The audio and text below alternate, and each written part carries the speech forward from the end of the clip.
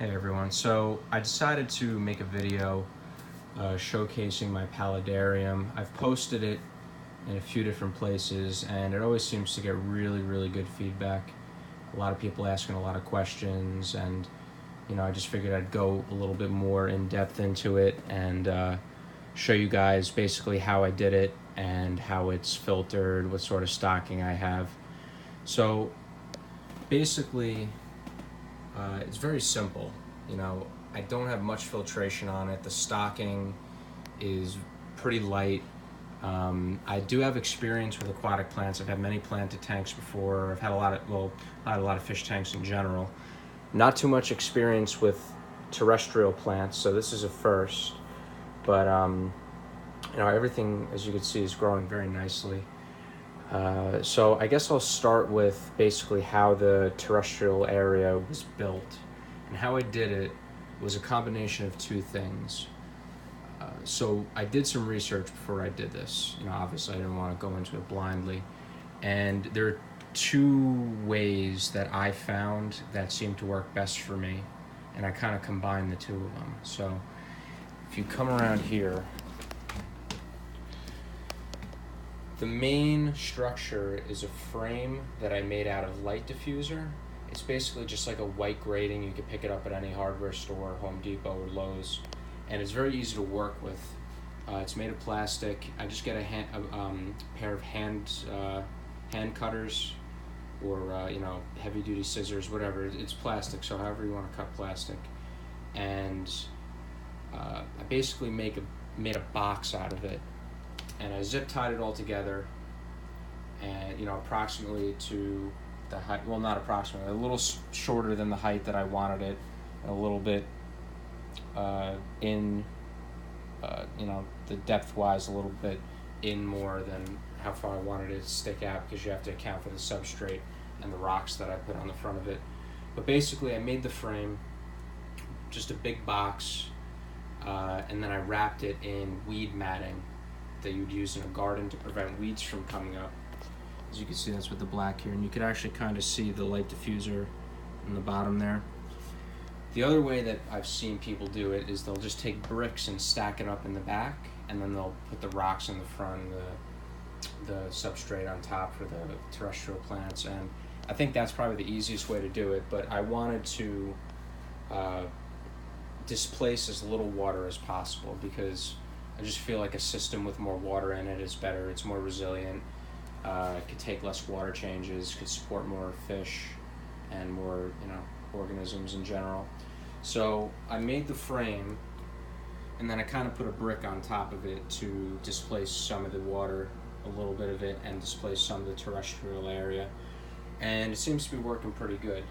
Now, the other thing I did was I foamed it in place. I went to Home Depot and I bought some black expanding foam. This was actually kind of hard to find, to be honest, but it's made specifically for a pond. At least the stuff that I bought. I'm sure you could buy it online, but I foamed it in place, and I bought a whole bunch of black lava rock. That's all the rock you see here.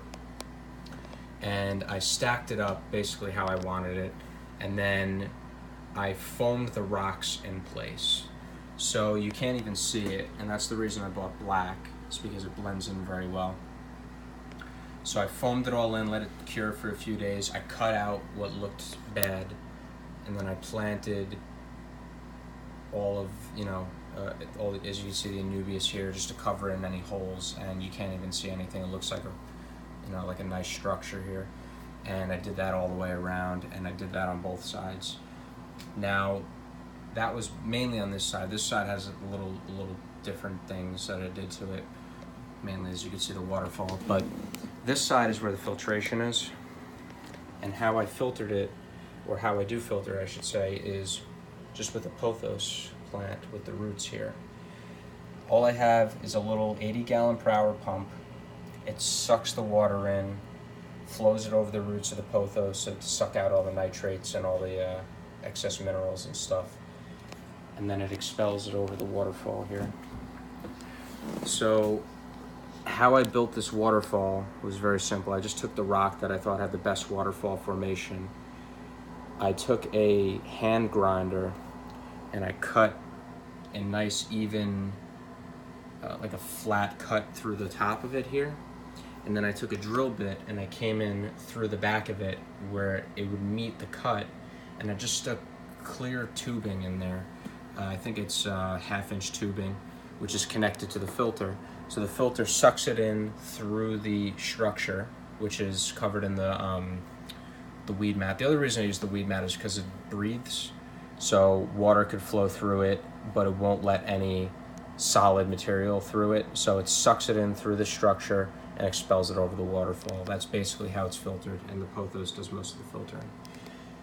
So that's really the main structure of the Paludarium. Now, as far as the terrestrial plants and what I've done on that end, the potting soil, well, it's not potting soil, but the substrate that I used, the potting mix, is Josh's Frogs Atlantic Botanical Gardens mix, something along those lines. I bought it on Amazon, and it's not so much a soil as it is like an organic mixture. It's got a whole bunch of stuff. It's not like a dirt, really. And again, I'm very new to terrestrial plants and paludariums in general, so I saw another video that had used this stuff, and it seems to be growing very well. And on this side here, as you can see, I have a couple clippings from this main flower here. This is a Anubias, and I bought this online from a terrarium supply website. It's growing really great over here. It's even got a flower on it. This side I had trouble growing stuff at first, but it seems that the stuff is growing now. This big tree, I didn't even buy it. It came, I guess there was a seed in the substrate, and when I planted it, this just started growing, and I kind of like the look of it, so I kept it.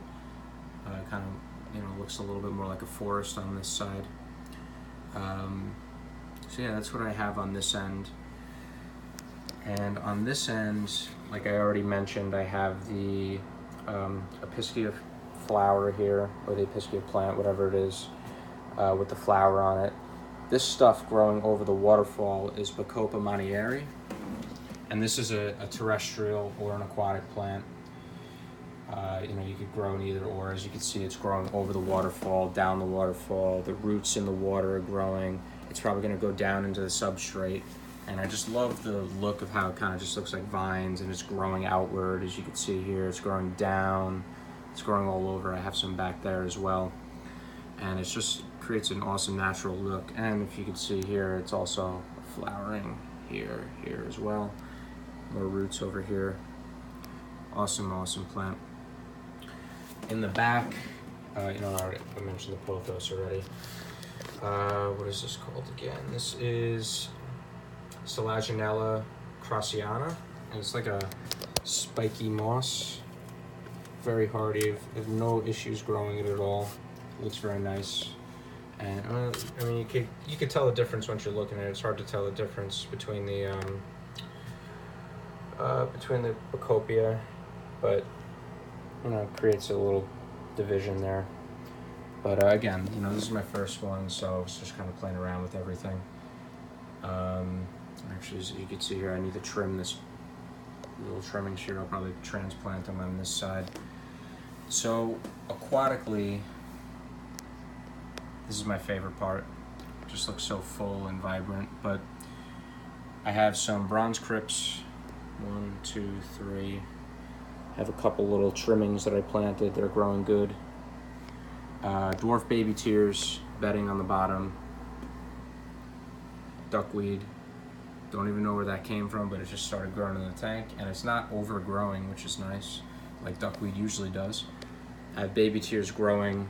Got some soil up here growing from the soil down under. I love that transition from the terrestrial to the aquatic. Again, over here I have some, I forget what plant this is. I don't even know where I got this.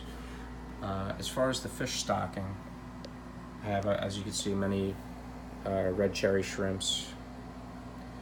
Started with, I think, 10 of them. Now I've got hundreds. They keep the tank nice and clean. And that's the other thing too. I have almost no issues with algae whatsoever. I'll maybe clean the algae off the tank once a month if there is any. The shrimp do a really good job of that. I have a couple nerite snails in here too, so they keep it really clean. Another type of shrimp I have, Pinocchio shrimp. These are like an impulse buy. I think they're supposedly more of a brackish shrimp, but you know, I did what most people aren't supposed to do, and I impulsively bought them. But luckily, they're doing very good. They're just not going to breed in fresh water, and they're healthy. They're swimming around. They don't really cause any problems with the other shrimp. Some other fish that I have in here, you can't really see them because I just added them, and they're very. Let's see, can't really see them back here. No, not really. Some Celestial Pearl Danios or Galaxy Rasboras, some people know them as. I just love the way they look like mini brook trout, and they're very hard to find actually in good condition. A lot of them have like hunchbacks and stuff, just from I guess crossbreeding and not being raised properly. And hopefully maybe one or two of them will come out in this video, but maybe not. The other fish that I have in here is a fish called, what is it again? It's a long name. Endostomus crocodilius. That's it, and that's another very rare fish. That was an impulse buy, and I bought it not knowing anything about it, but they do very well in these planted, low-flow aquariums. I'm gonna see if I can try to find one. They're really tiny. They're like mini predators, but they're so tiny. They do well with shrimp. They'll eat some of the babies just to keep the shrimp population under control. But the only thing I've ever got them to successfully eat are microworms. I have a microworm culture that I have, and maybe I don't know, usually they hide in the back over here. Let's see if we could find one. Another shrimp. Don't see one over here. Yeah, no, I don't see any. Oh well. You could Google a picture of them and they'll come up. But I have a couple of those in here. I want to get more of them because I love seeing them. Yeah, I don't see them here. But yeah, that's the main fish stocking. I only have, I think, six of the Celestial Pearl Danios. You know, I have hundreds of shrimp, as you can see. I've got a couple of those crocodilius. But yeah, again, I'm trying to look for some. I don't see any. But yeah, I mean, that's mainly it. Very few water changes. Once, maybe every 2 or 3 weeks, I check the water, and you know, never have any issues. Everything's always perfect. The plants really keep it filtered very well. And this is super, super low maintenance. No CO2, no anything. The baby tears, people always have trouble growing baby tears for some reason. I don't know if it's the shallow water or, you know, just that the water conditions are excellent, but I have no problems. This is like 5 months of bedding. Normally baby tears to bed take a long, long time. Could be a year or more to get a full bed, but it's growing great. I want it to grow in more before I trim it. That's why I have it. It's kind of looking a little crazy, but everything is growing great. And I'll get another zoomed out picture here. You know, I don't really want to add any more to it because I feel like if I add any more fish or anything else, I'm gonna have to up the filtration a little bit. But you know, other than that, everything is great. I'm just gonna let things grow, see what happens, just go wild. I love the natural look, and you know, the overgrown look. It's awesome. And you know, I do actually have an empty 40-gallon down here too. I'd love to do more of these. What I really want to do is a brackish paludarium, a bigger tank, maybe a 75 or a 125, and I want to do archer fish and like a pufferfish setup with mangroves. You know, I could throw crickets in and watch them shoot them down. I also would love to get back into planted aquariums, like a big discus tank, or you know, like just a big planted, big schooling fish. And you know, if you enjoy this sort of stuff, you know, I love sharing it with people. It's just something I've been into for a long time. And if you're interested, you could, you know, subscribe to the channel or you know, follow me or whatever. But I love just doing this stuff for fun. And you know, if you have any questions, feel free to reach out. You know, I'm not an expert by any means, but I do really enjoy this stuff, and I like talking about it. So, you know, like I said, feel free to reach out, and if you have any questions or anything like that, you know, feel free to ask. And thank you for watching.